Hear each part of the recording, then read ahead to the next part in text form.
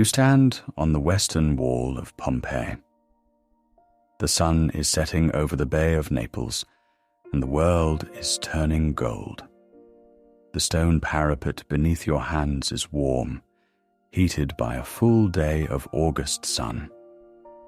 Below you, the city stretches in every direction, a maze of terracotta roofs and narrow streets. The air smells of the sea, of warm dust, of cooking fires just being lit. It is August 23rd, in the year 79. Tomorrow will change everything. But tonight, no one knows. Tonight, Pompeii is simply beautiful. The sky is extraordinary. Bands of color stretch across the west, amber at the horizon, rose above, fading to lavender, and then deep blue overhead. The Bay of Naples catches every shade and mirrors it back. The water is calm tonight, barely moving, a sheet of liquid metal reflecting the dying sun. Far out, the island of Capri is a dark shape against the bright horizon. Fishing boats are coming home, their sails small and dark against the orange sky. Each one carries the day's catch. Each one carries a fisherman looking forward to dinner, to wine, to his family. The ordinary end of an ordinary day. You turn and look north. Vesuvius rises across the bay, its slopes green with vineyards and orchards. The mountain is gentle and familiar. The Romans have farmed its fertile soil for centuries. They call it simply the mountain. No one fears it. No one remembers the last time it spoke with fire, more than 1,000 years ago. Tonight, it is draped in the soft purple light of dusk. Birds circle its summit. Goats graze its lower slopes. It is the most peaceful shape on the horizon, a quiet guardian watching over the bay. You look at it and feel only calm. Below you, the streets of Pompeii are beginning to glow. Oil lamps appear in windows and doorways, one by one, like small golden flowers opening in the dusk. The lamplighter makes his rounds along the main streets, touching his flame to the wicks of the public lamps. Each one catches and holds, adding its small warmth to the gathering dark. From up here on the wall, the city looks like a constellation brought to earth. Clusters of light along the major streets, dimmer glow in the residential quarters, and the bright line of the Forum, fully lit, where people still gather. A fishing boat glides into the small harbor south of the city. Its sail is old and patched, dyed a faded red that the sunset turns to copper. Two men stand at the stern, pulling in the last of their nets. The catch glistens in the bottom of the boat, silver and still moving. A boy on the dock catches the mooring rope and ties it with practiced ease. He has done this every evening for years. The fishermen step onto the stone dock, stretching their arms, rolling their shoulders. The sea has been kind today. They will eat well tonight. You press your palms flat against the top of the wall. The stone is still warm from the day, holding the sun's heat the way a good oven holds the heat of its fire. The wall is built from local volcanic stone, grey and rough, pocked with tiny air bubbles frozen in ancient lava. This is Vesuvius in another form, the mountain's own body, quarried and stacked and shaped into something useful. You run your fingers along the surface. It is solid and real. It has stood for centuries, and feels like it will stand forever. The warmth enters your hands and travels up your arms. Voices drift up from the streets. A woman calls her children home for dinner. A merchant laughs at something a friend has said. Somewhere, someone is playing a flute, a simple melody that rises and falls like breathing. The sounds are layered and gentle, a soft blanket of human life. You cannot make out individual words, only the tone, warm, unhurried, content. This is the sound of a city that has had a good day and is settling into a good evening. No urgency, no alarm, just the quiet hum of 20,000 lives, each one busy with its own small concerns. From the wall, you can see the Forum, the heart of Pompeii. Its columns are pale against the darkening sky, catching the last rose light on their western faces. The great square is still half full, with people finishing the day's business. A few merchants are packing up their stalls. A group of men stands in conversation near the Temple of Jupiter. The basilica's roof gleams with the last sunlight. This Forum is smaller than Rome's, but it is Pompeii's pride. Everything important happens here. Trials, elections, markets, worship, gossip. By tomorrow night, it will be buried under 20 feet of ash. But now it glows. The sky deepens. The amber has gone. The rose has faded to a thin line at the horizon. Above, the first stars appear, faint and tentative, like visitors arriving early to a party. The evening star, Venus, burns bright and steady over the western sea. The Romans know this planet well. They named it for their goddess of love. It is the first light of the evening and the last light of the morning, a faithful companion to every Roman who has ever looked up. You watch it brighten as the sky darkens around it. A single steady flame in an ocean of deepening blue. Oil lamps bloom across the city. From the wall, they look like earthbound stars, warm and golden, scattered across the dark grid of streets. Each lamp is a small clay vessel filled with olive oil, a wick of twisted linen drawing the oil upward into flame. Each one represents a household, a family, a life being lived in this particular city on this particular evening. You count them without counting, letting your eyes move from light to light. There are thousands. Each one is someone's evening. Each one is ordinary and irreplaceable.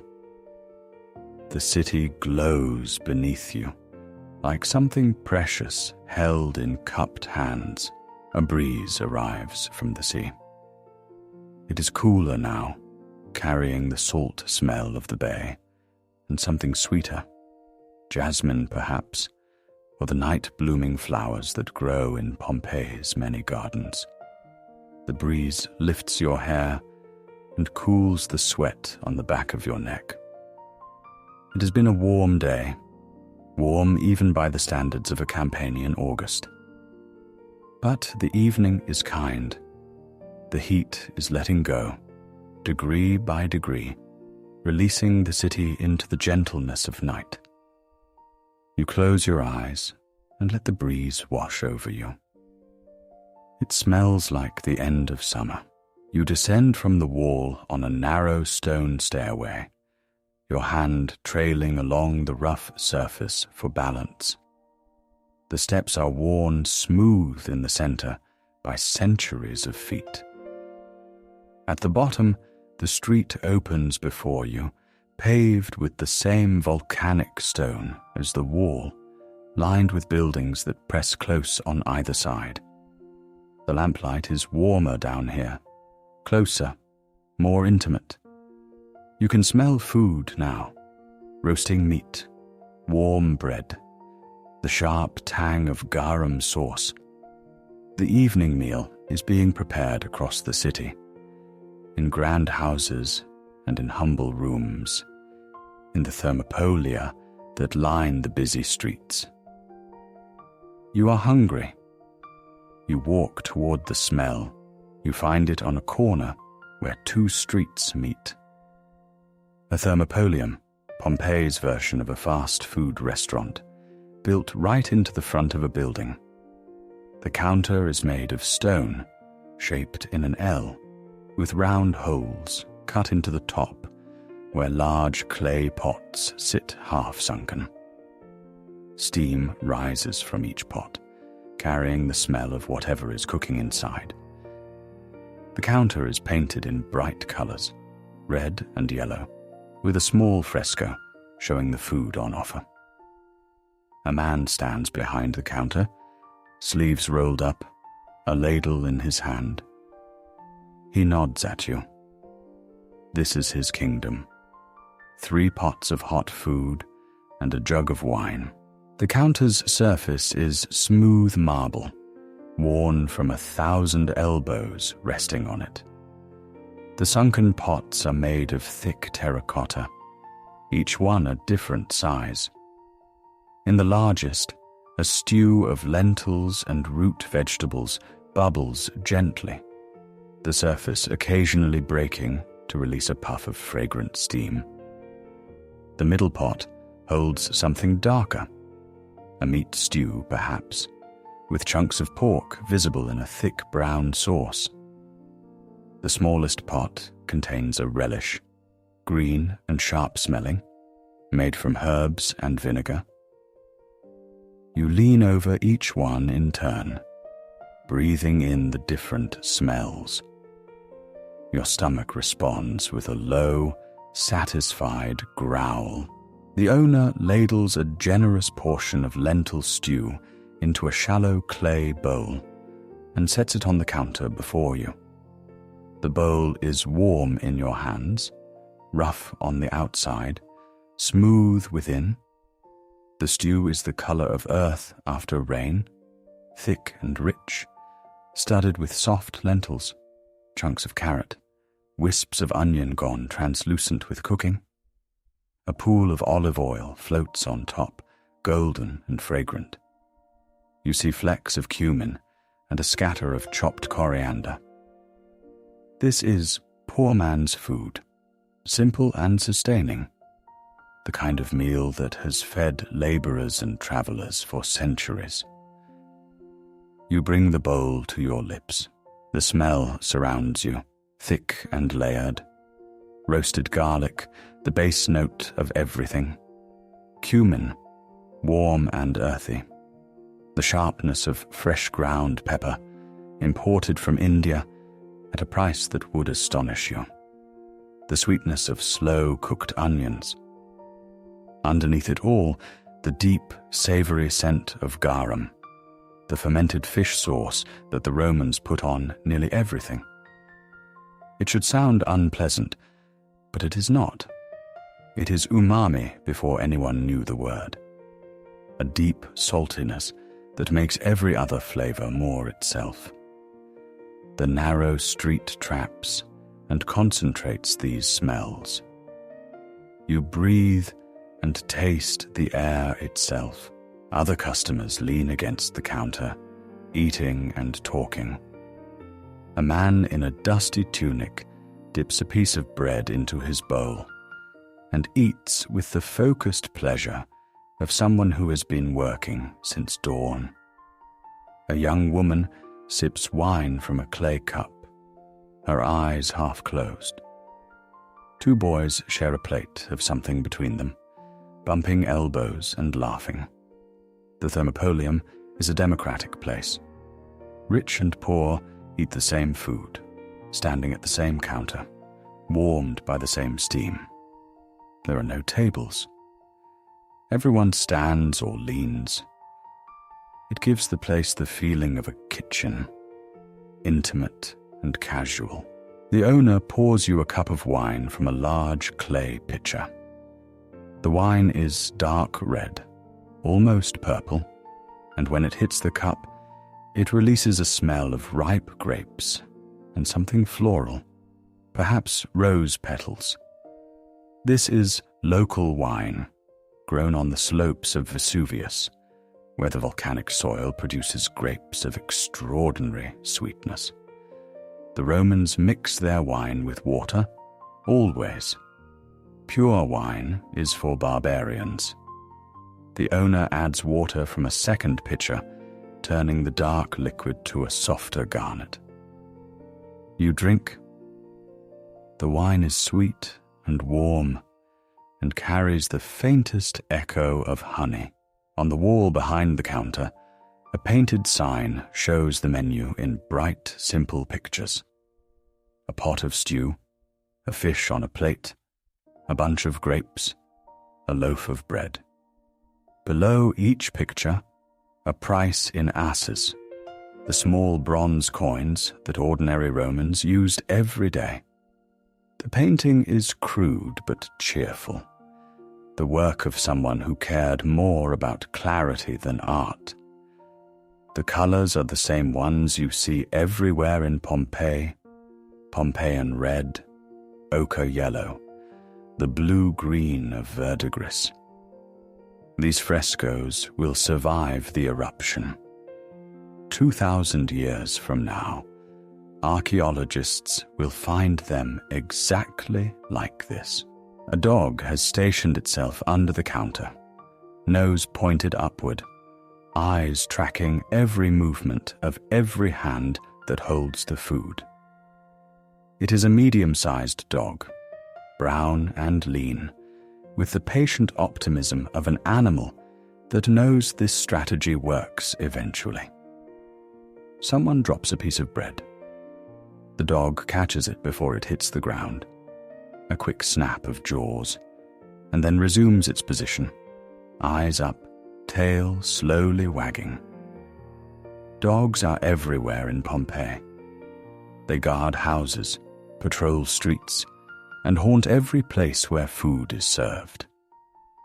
This one has found the perfect spot. The counter provides shade, warmth, and a steady supply of accidents. You take another spoonful of the stew. It has cooled just enough to eat comfortably. The lentils are soft and creamy, falling apart on your tongue. The olive oil coats your mouth with a richness that makes everything taste fuller, deeper. A chunk of carrot dissolves into sweetness. The cumin lingers at the back of your throat, a warmth that has nothing to do with temperature.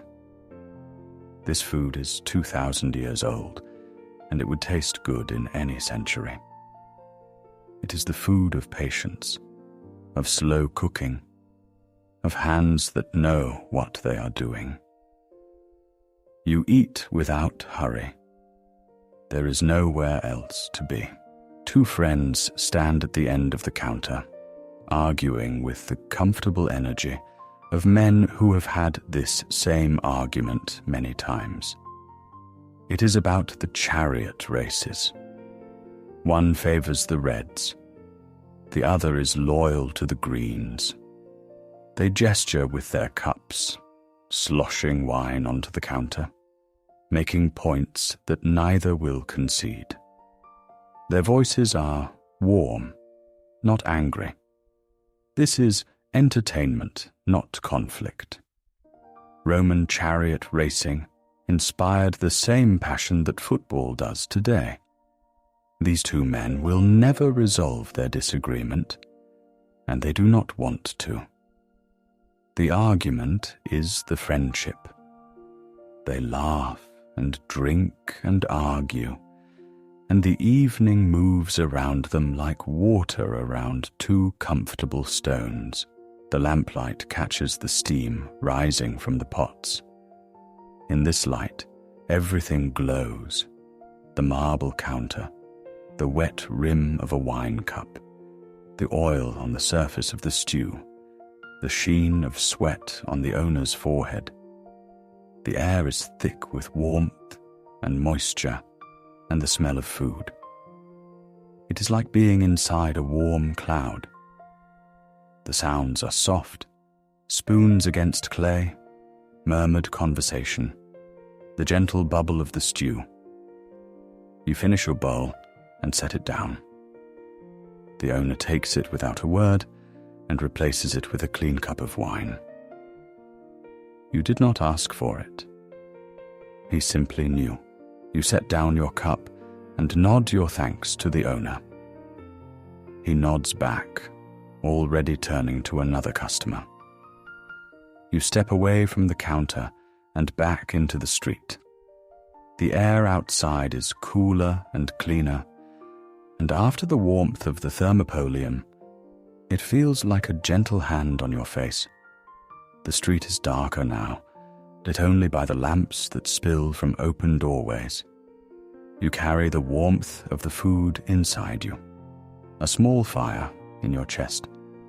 The stew, the wine, the voices, the steam. You carry all of it as you walk deeper into the evening. You step through the open front door of a grand house and into the vestibule. The transition is immediate. The noise of the street falls away. The air is cooler, scented with something green and floral.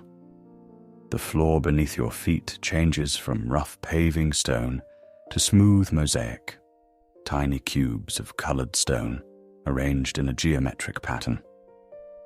On the threshold, a famous mosaic shows a chained dog with the words, "Cave Canem, beware of the dog." But there is no dog. There's only silence, and the faint sound of water from somewhere deeper inside the house. You have entered the house of the Faun, one of the grandest homes in Pompeii. The atrium opens before you, like a room with its roof removed. The ceiling is partially open to the sky, a square opening called the Compluvium, through which rainwater falls into a shallow pool below, the Impluvium. Tonight, no rain. Instead, the opening frames a rectangle of deep blue evening sky. The pool is perfectly still, reflecting the sky so precisely that for a moment you cannot tell which is real and which is reflection. The water is dark and clear. A single leaf floats on its surface, turning slowly. The walls around the atrium are painted in deep Pompeian red, the color of old wine, of dried blood, of earth after a long summer. The frescoes are extraordinary. Every wall is painted, floor to ceiling, in colors that have survived 20 centuries of burial and still glow. Pompeian red dominates, that deep, warm, unmistakable shade. Against it, figures move in painted gardens. Garlands of flowers hang in painted loops. Birds perch on painted branches. A painted window opens onto a painted landscape. The Romans loved this illusion, the idea that a wall could be more than a wall, that art could open a room to an imaginary world. You step close and look at the brushwork.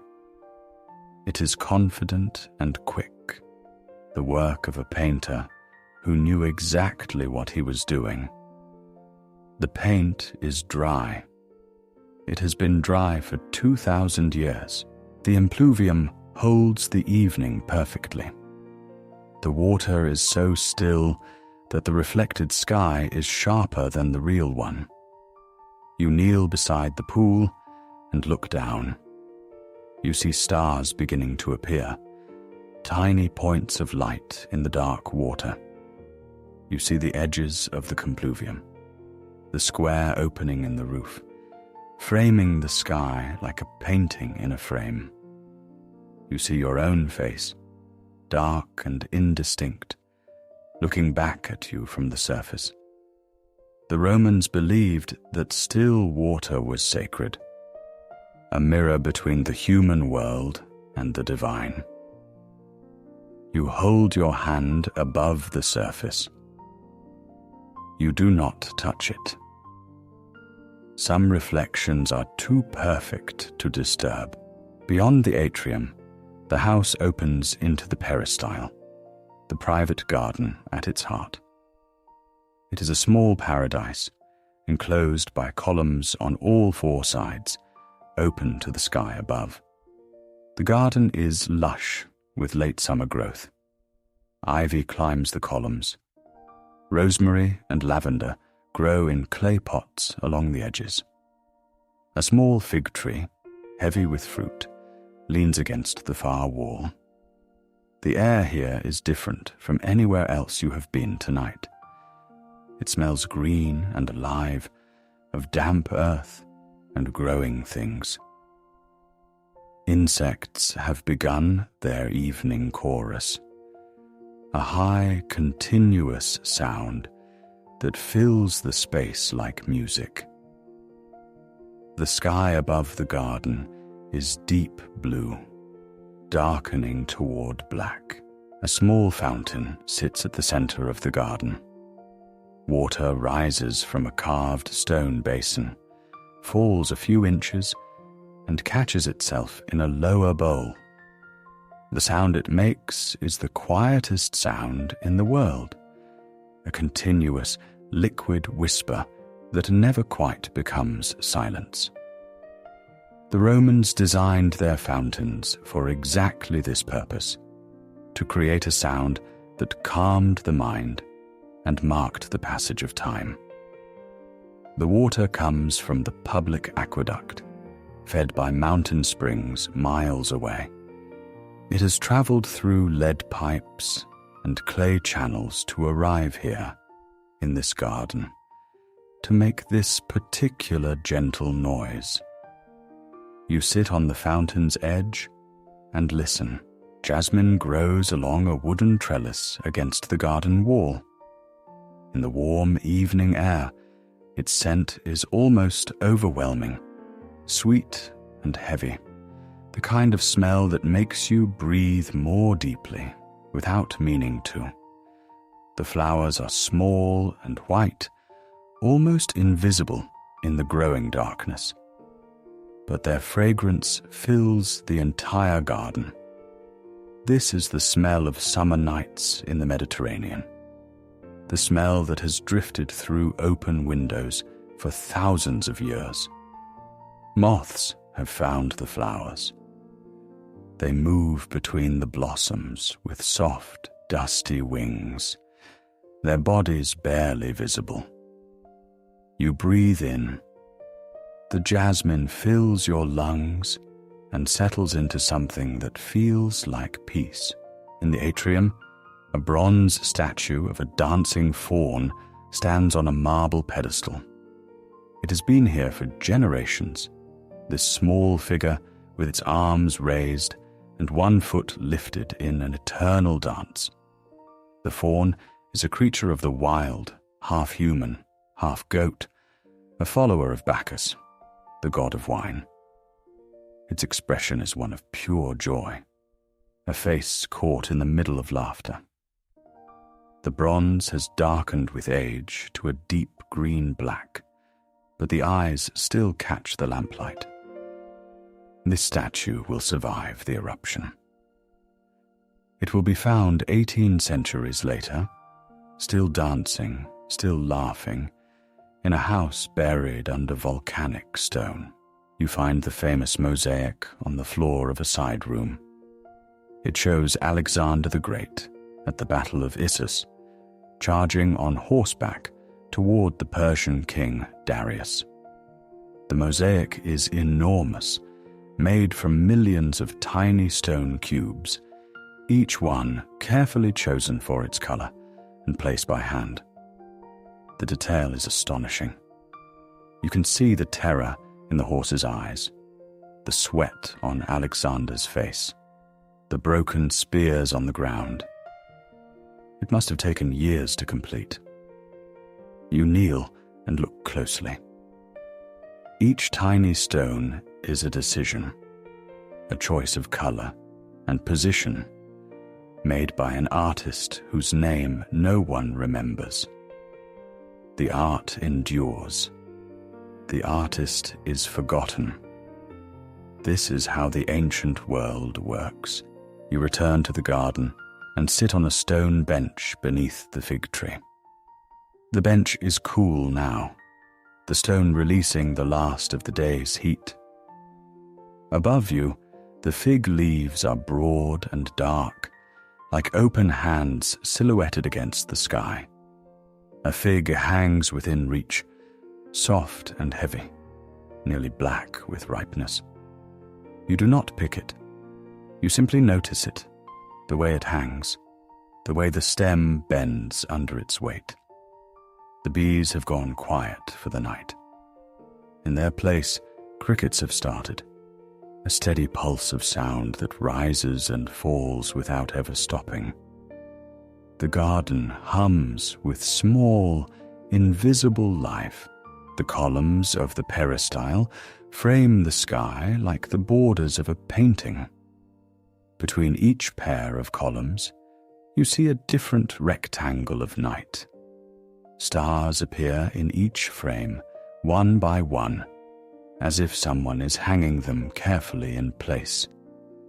The columns themselves are pale in the darkness, smooth and cool to the touch.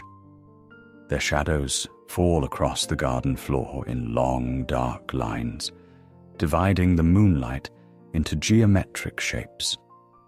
You lean your head back against the column behind you and look straight up. The sky is enormous.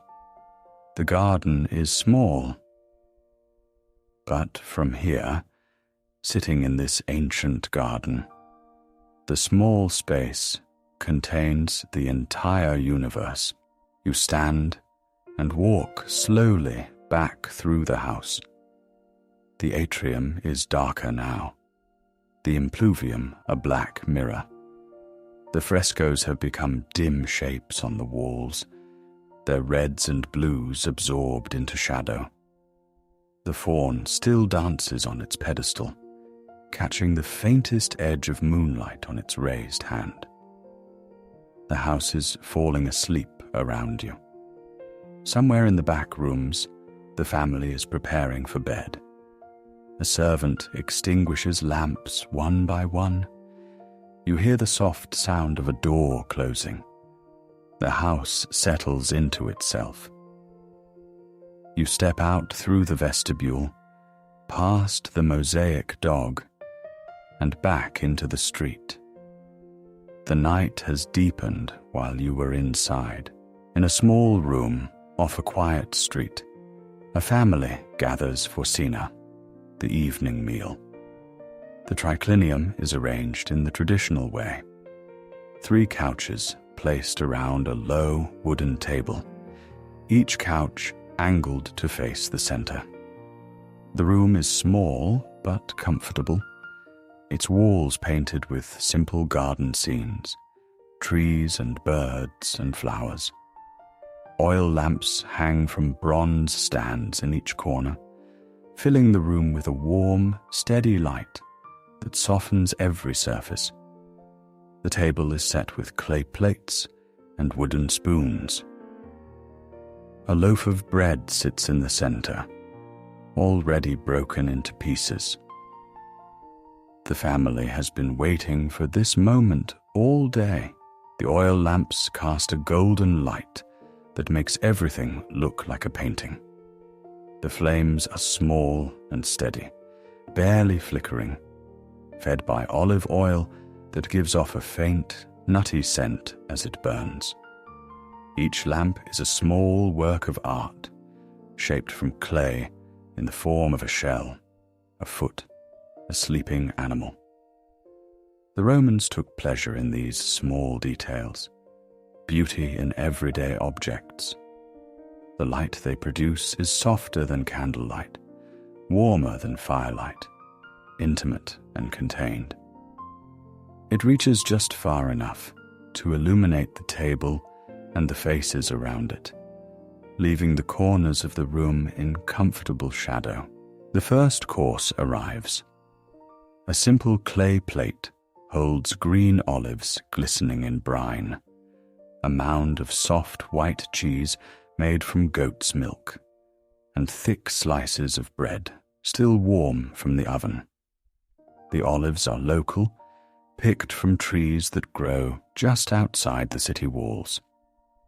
They are small and firm, with a sharp, salty bite that makes your mouth water. The cheese is mild and creamy, the kind that crumbles when you break it. The bread is coarse and honest, made from emmer wheat ground at the local mill. This is the gustatio, the appetizer, meant to wake the stomach and prepare it for what follows.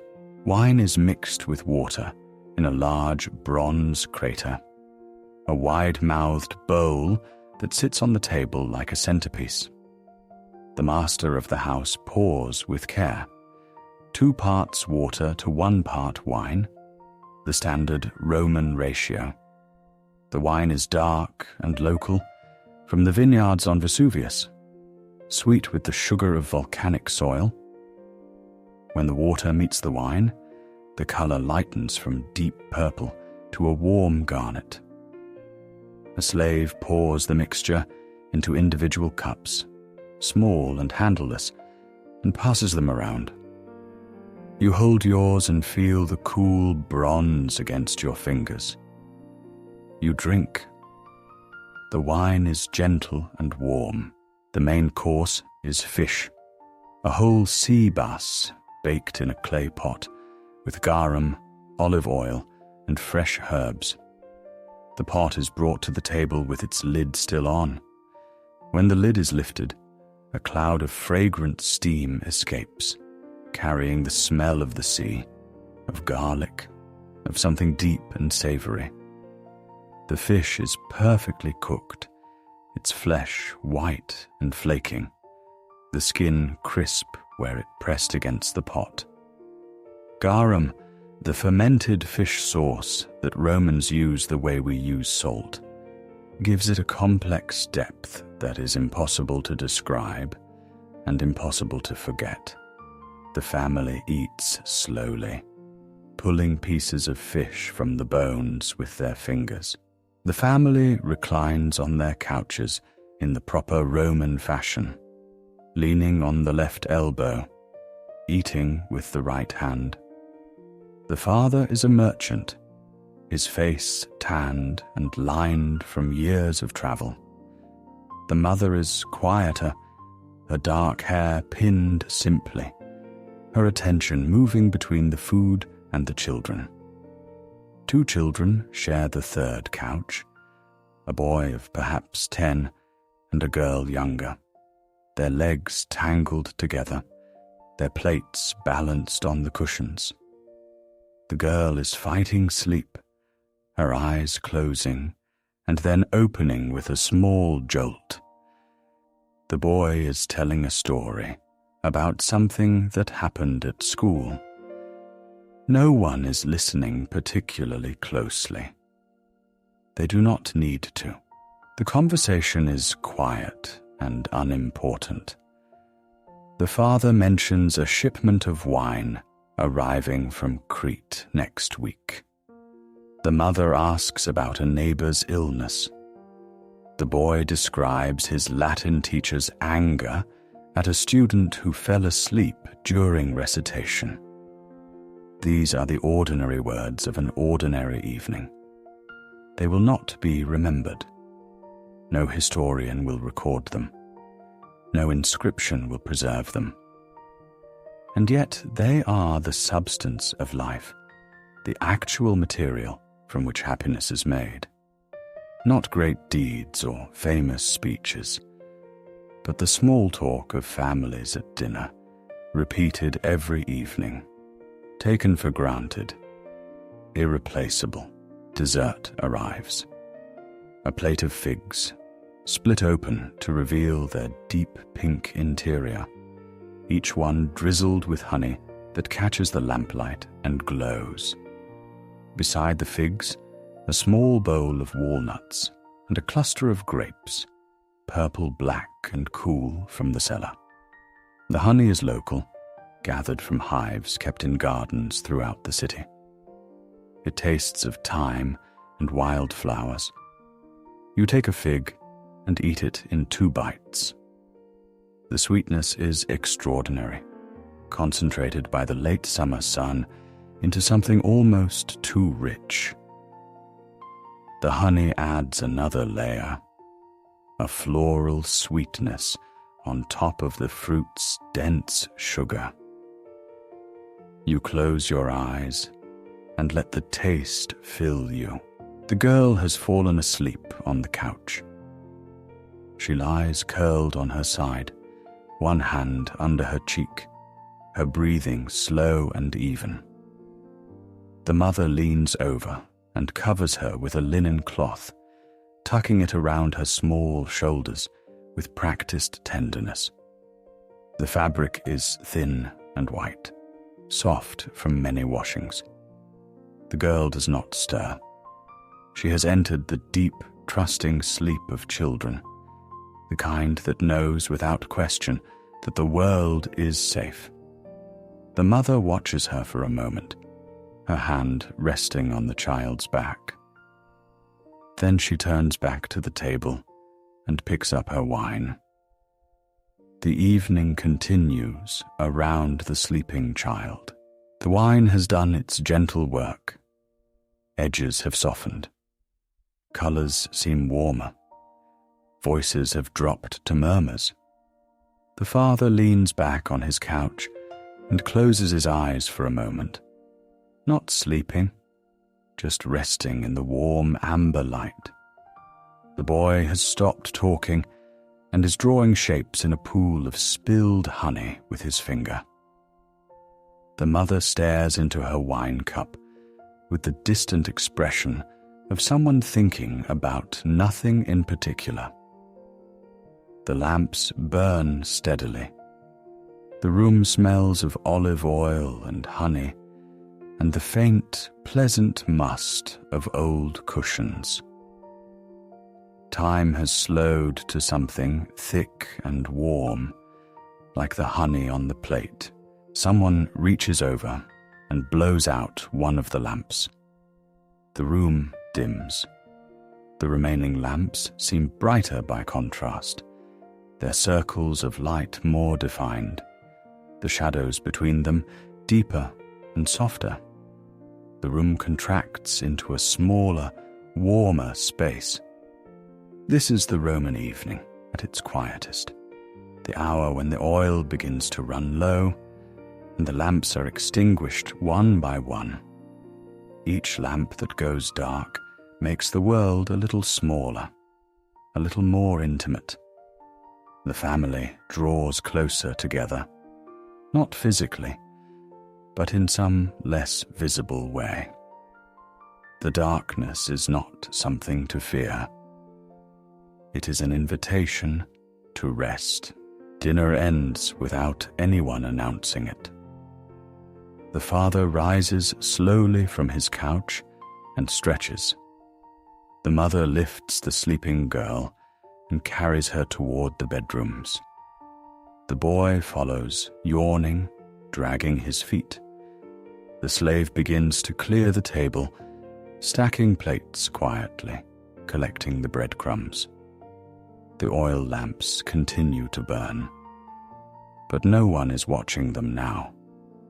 The room empties slowly, the way a theatre empties after a performance, each person leaving at their own pace, carrying their own quiet thoughts. You stand in the doorway and watch the last lamp flicker. Then you turn and walk back into the night. You pass through the Herculaneum Gate, the northern entrance to the city. The gate is tall and arched, built from the same volcanic stone as the walls. Its shadow falls across the road like a dark curtain. Beyond it, the road continues north, paved with flat stones, lined on both sides with monuments. This is the Via dei Sepolcri, the Street of Tombs. The Romans buried their dead outside the city walls, along the roads, where travelers would see the monuments and remember. It was considered an honor to be buried where many people passed. The dead wanted to be seen. They wanted to be remembered. The tombs lined both sides of the road, like small stone houses.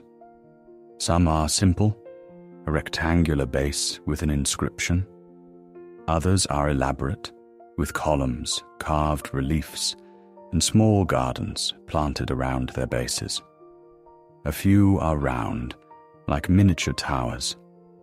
The moonlight falls on them equally, washing the stone in a pale blue-white light that makes everything look ancient and eternal. The inscriptions face the road, carved to be read by passers-by. The letters are deep and precise, cut into marble with the Roman certainty that words once carved would outlast everything.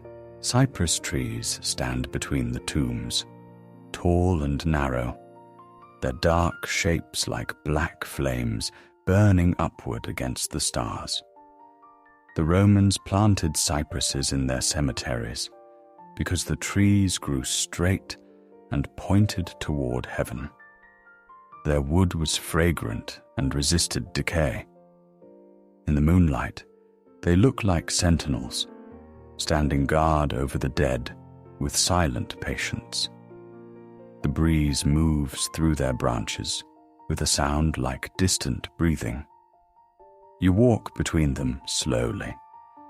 Their shadows fall across the road in long, thin lines. The air smells of cypress resin, sharp and clean, an ancient scent that has meant this same thing for thousands of years. Moonlight falls on a carved marble panel. You stop and read the inscription. It remembers a young woman named Naivolaia Taicha, a freedwoman who rose from slavery to become a respected member of Pompeii's merchant class. The inscription was commissioned by her husband, who loved her. The words are formal but tender, the Roman way of expressing grief, restrained on the surface, deep underneath. A carved portrait shows her face in profile, idealized and serene. She looks calm and knowing, as if death held no surprises for her. You trace the letters with your finger. The marble is cool and smooth. Her name has survived 20 centuries. She is not forgotten. The air is cooler outside the walls. The city's warmth, trapped by its buildings and streets, does not reach this far. Out here, the land opens into fields and orchards, and the night air moves freely. You smell pine from the slopes above, and dry grass, and the faint mineral scent of the earth itself. The road stretches ahead, pale in the moonlight, straight and Roman. Other cities lie along it: Herculaneum, Neapolis, Capua. But tonight, this stretch of road belongs to the dead and to you. You are the only living person here. The quiet is not emptiness. It is fullness without sound. A stone bench sits between two tombs, placed there for travelers and mourners who needed to rest. You sit down. The stone is cool beneath you, the night air gentle on your face. From here, you can see both the road stretching north and the city wall behind you. dark and solid against the sky. The bench is perfectly placed, a spot for thinking, for remembering, for being still. The Romans understood the value of places like this. Edges, thresholds, the spaces between one thing and another. This bench sits between the living city and the city of the dead. You sit between both and belong to neither. It is a strangely comfortable place to be. Fresh flowers have been placed at the entrance to one of the tombs. They are simple wild flowers, picked from the fields, their stems already wilting in the warm night air. Someone came here today. Someone remembered. The Romans honored their dead with regular visits. They brought food and wine to the tombs on feast days. They spoke to the dead as if they could hear. They believed the dead were hungry, that they needed to be fed, that they appreciated company. These flowers are an act of love. They will be dead themselves by morning, wilted and dry, but the gesture will endure. It is always the gesture that endures. The city wall rises behind you, dark and immense. From outside, you can see how thick it is, how carefully built, stone upon stone, each one fitted to the next, with Roman precision.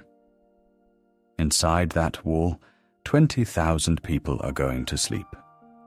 They are putting children to bed, banking cooking fires, latching shutters, laying down on their mattresses with the tired satisfaction of a day completed. They do not know what tomorrow will bring. They cannot know. And this unknowing is a kind of mercy. Tonight they sleep without fear. Tonight their dreams are ordinary dreams, dreams of work and family, and the small hopes that fill ordinary lives. An owl calls from the top of a cypress tree. The sound is soft and round, 2 notes repeated, like a question asked without expecting an answer. The Romans considered the owl a sacred bird, a messenger of Minerva, goddess of wisdom. To hear an owl at night was an omen, though whether good or bad depended on who you asked. The sound carries across the silent cemetery, echoing faintly off the stone monuments. You listen. The owl calls again, then silence, then again. The rhythm is as regular as breathing, as regular as a heartbeat. It is the sound of the night itself, alive and watching. The Romans did not fear their dead. They kept them close, along the roads, in the spaces between cities. Death was not a separation, but a change of address. The living and the dead shared the same world, breathed the same air, walked the same roads. The tombs were not places of horror, but of memory. People came here to sit, to talk, to eat, to remember. The dead were not gone. They were simply elsewhere, nearby, listening. You feel this as you sit on the stone bench in the moonlight. There is nothing frightening here. There is only tenderness, the tenderness of people who loved and were loved, and wanted to be remembered. You read one more inscription before you leave. It is carved on a simple stone marker, without decoration. It says, in Latin, "He lived well. He was loved." That is all. No title, no achievement, no boast. Just 5 words that say everything worth saying about a human life. You stand before the stone and let the words settle into you. He lived well. He was loved. What more is there? What greater epitaph could anyone ask for? The moonlight makes the letters glow. They are as clear tonight as the day they were carved. And in this moment, standing on this road, in this city that will not survive tomorrow, they feel like the truest words ever written. You turn back toward the city. The Herculaneum Gate is a dark arch against the dark sky, but through it you can see the glow of Pompeii's lamps, a warm orange light that spills out through the gate like liquid gold. The road back is familiar now. You walk between the tombs and the cypress trees, past the bench, past the flowers, past the inscription. The city grows larger as you approach, its sounds returning, faint at first, then fuller. A dog barks, a shutter closes. The gate receives you back into the world of the living. You step through and feel the warmth of the city close around you, like an embrace. You climb stone stairs attached to the back of a building, narrow and steep, your hand against the wall for balance. At the top, a flat rooftop terrace opens to the sky. Clay pots of herbs line the edges. A wooden bench sits against the low wall. A linen awning, rolled up for the night, is tied to 2 wooden poles. This is a private space, someone's quiet retreat above the noise of the streets. Tonight, it is yours. You step to the edge and look out. Pompeii spreads below you in every direction, a patchwork of rooftops and courtyards, broken here and there by the dark shapes of trees. The city is quiet now. Most windows are dark. Only a few lamps still burn, their light visible through shuttered windows as thin golden lines. The streets are empty. The markets are closed. The Thermopolia have banked their fires. Pompeii sleeps with the deep, trusting sleep of a city that has never known catastrophe. The only sounds are the ones the city makes in its sleep. A door settling on its hinges, a cat crossing a roof, the distant lap of water against the harbour wall. These are the sounds of peace. You stand on the terrace and let them enter you. The city sleeps. You watch over it. The stars are extraordinary tonight.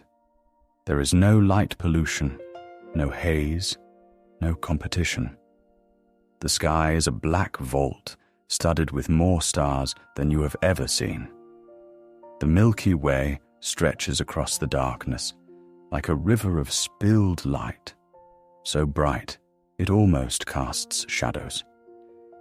You can see why the ancients called it a road, a path, a stream of milk from a goddess's breast. The constellations are the same ones you know.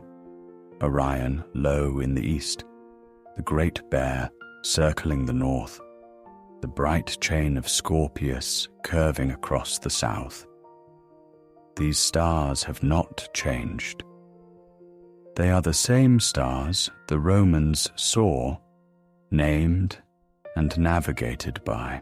Vesuvius is a dark shape to the north, a mountain-shaped absence in the field of stars. It blocks a section of the sky, a black triangle against the bright points of light. It is perfectly still. No smoke, no tremor, no sound. It has been this quiet for 1,000 years. The Romans have built their homes on its slopes, planted their vineyards in its soil, drawn their water from its springs. They know it as a generous mountain, a source of fertility and beauty. The soil on its slopes produces the best wine in Campania. The views from its heights are celebrated in poetry. It is a good neighbor. It is always there. It is always quiet. The Bay of Naples stretches to the south and west, a dark expanse that reflects the stars in trembling, broken points of light. The sea and the sky have merged at the horizon. You cannot tell where one ends and the other begins. It is as if the stars continue downward through the surface of the water into some mirror universe below. A fishing boat sits motionless in the middle distance, its single lamp a warm point of light that could be a star or a firefly or a prayer. The sea is calm. The waves, if there are any, are too small to hear. The water breathes in and out, steady as sleep. A warm breeze moves across the terrace. It comes from the land tonight, carrying the scent of the city, cooling stone and dried flowers, the ghost of cooking fires, the green smell of garden herbs. It touches your face and moves on. You feel the warmth of the roof tiles beneath your feet, still holding the day's heat. The wooden bench is warm when you sit on it. Everything is warm. The night is warm. The stone is warm. The air is warm. The city, sleeping below you, radiates warmth like a living body. You are surrounded by it, held by it. The warmth is a promise. Everything is all right. Everything will continue. Somewhere below, a baby cries. The sound is brief and small, rising through the still air, and then stopping, suddenly, completely, as if a hand has been placed on a mouth, or a breast offered. A mother has responded. The cry lasted perhaps 3 seconds, then silence. The silence after a comforted child is the most peaceful sound in the world. It means someone was listening. Someone was there. Someone reached out in the dark and made everything right. You hear no more. The baby sleeps. The mother sleeps. The house sleeps. You sit on the rooftop and feel the absence of the cry as a kind of fullness. You lie back on the warm stone and let the sky fill your entire field of vision. There is nothing above you but stars. The roof parapet blocks the city. The terrace walls block the horizon. There is only the sky, vast and deep and silent. You feel yourself falling upward into it, a slow, pleasant vertigo, as if the stars are pulling you gently toward them. Your body is heavy on the stone. Your mind is light. The boundary between you and the sky grows thin. You are not falling asleep. You are falling into the universe. It is the same thing. Your breathing slows. Your eyes lose focus. The stars blur into a soft, luminous haze. The Romans knew these constellations. They told stories about them. Orion, the great hunter, chasing his prey across the sky forever. Ursa Major, the great bear, condemned to circle the North Pole without rest. Venus, the evening star, the planet of love, the brightest light in the western sky. These stories were old when Rome was young. They were ancient when Pompeii was built. The stars carry their myths the way the sea carries ships, patiently, endlessly, without complaint. You watch them now and know that you are seeing exactly what every Roman saw who ever lay on a rooftop on a summer night and looked up. Nothing has changed. The sky is eternal. Tomorrow does not exist yet. It is still hidden behind the curve of the earth, waiting in the darkness beyond the eastern horizon. And what is coming tomorrow is beyond imagination, beyond fear, beyond understanding. But you will not think about that. No one in this city is thinking about tomorrow.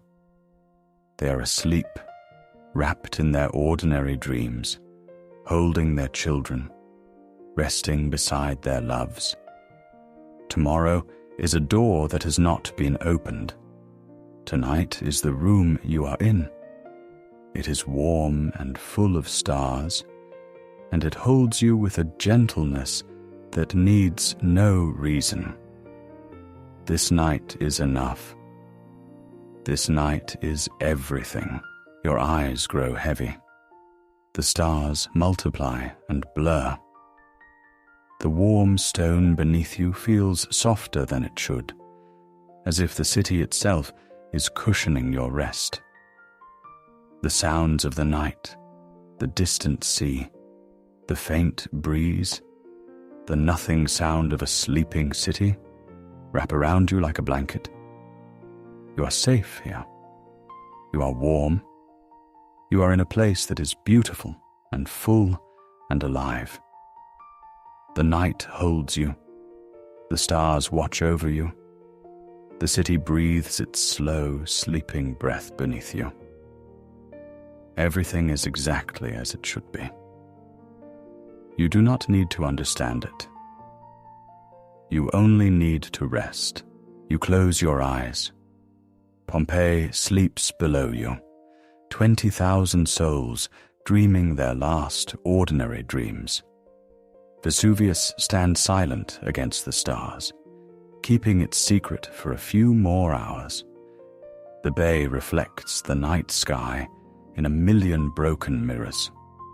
The tombs along the road hold their dead with tenderness.